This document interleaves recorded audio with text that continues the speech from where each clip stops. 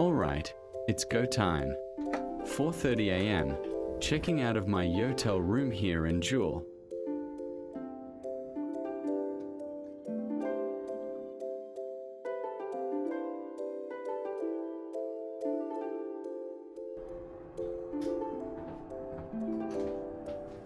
That's for tour. Thank you. And now begins the mission, getting to Terminal 3 for my 7 a.m. flight. Let's see if my plan works.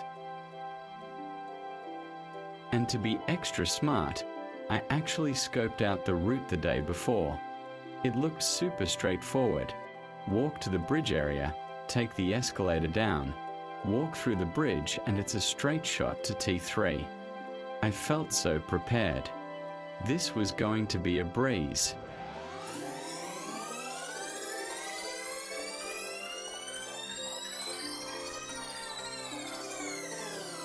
And immediate problem. Of course, the direct route is closed because the mall isn't open yet, and neither is the escalator. This was the one thing I wasn't expecting. Now I'm on the clock, a little stressed, and need to find another way.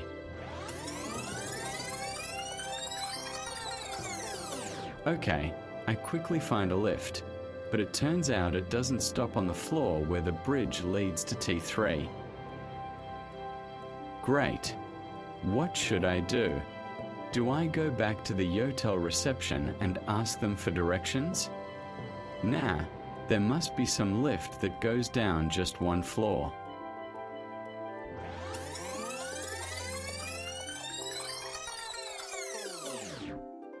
Okay, figured it out. A minor panic, but we are moving.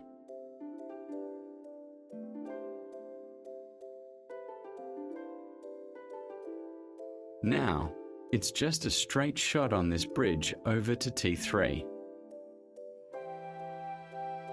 And since I've got about a 10-minute walk ahead of me, let's talk about why I'm even in this situation. So, I had a 7 a.m. flight from Singapore to Sydney, and I faced the ultimate traveler's dilemma: where to sleep at the airport. I had two options: the Ambassador Transit Hotel inside Terminal 3, or the Yotel here in the beautiful Jewel Mall. They were about the same price, but with a huge difference. The Ambassador is right in the terminal. Zero stress in the morning. But the catch? You only get a 6-hour block, so I couldn't check in until 11 p.m. It felt like a waste of money. Yotel, on the other hand, let me check in early and enjoy Jewel. The only downside: I'd have to wake up earlier and walk from Jewel to T3 in the morning. I thought, how hard could it be? So, I chose Yotel. The idea of having the afternoon and evening to unwind in Jewel seemed worth the trade-off of an early wake-up call.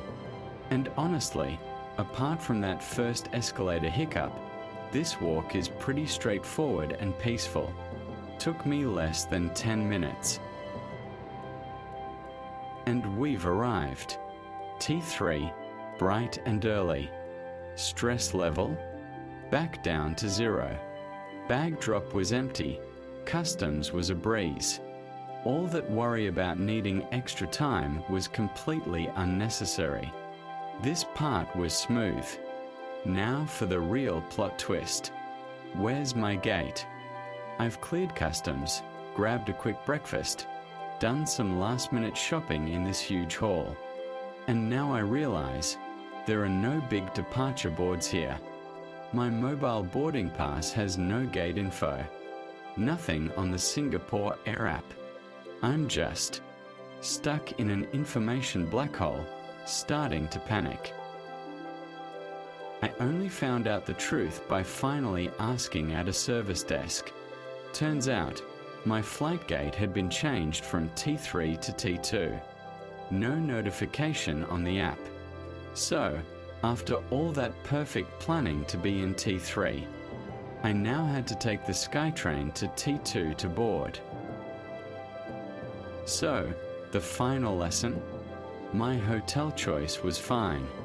The morning walk was manageable. Just remember the early morning mall access quirk. Always note your gate from that board immediately, or double check with a staff member before you wander off. The adventure never really ends until you're buckled into your seat.